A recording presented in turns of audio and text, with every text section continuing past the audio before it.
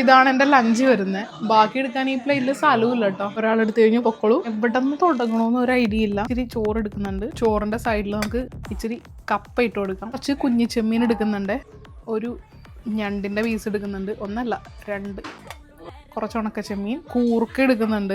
ചെമ്മീൻ്റെ സൈഡിൽ തന്നെ ഇരിക്കട്ടെ കൂർക്ക. അല്ല, എൻ്റെ ഫേവറേറ്റ് ജപ്പാൻ ജീര എടുക്കുന്നുണ്ട്. ചിക്കൻ ഫ്രൈ എടുക്കുന്നുണ്ട്. കൈട്ട് എടുക്കുന്നത് ഇതിപ്പോൾ തന്നെ കഴിയും, അതുകൊണ്ട് ചിക്കൻ ഫ്രൈയും എടുക്കുന്നുണ്ട്. ഇനി കുറച്ച് കൊടപ്പൻ ഒലത്തിയത് എടുക്കുന്നുണ്ട്.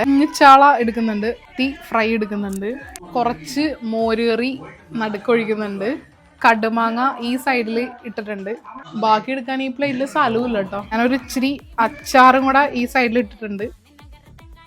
ഇതാണ് എൻ്റെ ലഞ്ച്. കൂർക്ക, ജപ്പാൻ ജീര, കടുമാങ്ങ, ചെമ്മീൻ, കൊടപ്പൻ, ചിക്കൻ ഫ്രൈൻ്റെ പൊരി ഒക്കെ കൂടെ മിക്സ് ചെയ്തിട്ടൊരു ബൈറ്റ്.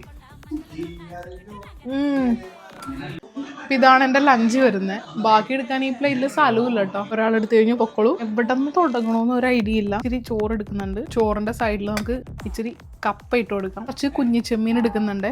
ഒരു ഞണ്ടിൻ്റെ പീസ് എടുക്കുന്നുണ്ട്. ഒന്നല്ല, 2. കുറച്ച് ഉണക്ക ചെമ്മീൻ. കൂർക്ക എടുക്കുന്നുണ്ട്.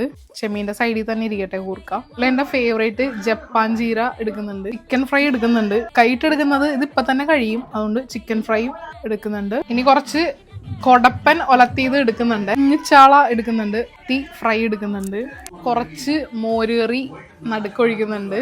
കടുമാങ്ങ ഈ സൈഡിൽ ഇട്ടിട്ടുണ്ട്. ബാക്കി എടുക്കാൻ ഈ പ്ലേറ്റിൽ സ്ഥലവും ഇല്ല കേട്ടോ. ഞാനൊരു ഇച്ചിരി അച്ചാറും കൂടെ ഈ സൈഡിൽ ഇട്ടിട്ടുണ്ട്. ഇതാണ് എൻ്റെ ലഞ്ച്. കൂർക്ക, ജപ്പാൻ ജീര, കടുമാങ്ങ, ചെമ്മീൻ, കൊടപ്പൻ, ചിക്കൻ ഫ്രൈൻ്റെ പൊരി ഒക്കെ കൂടെ മിക്സ് ചെയ്തിട്ടൊരു ബൈറ്റ്.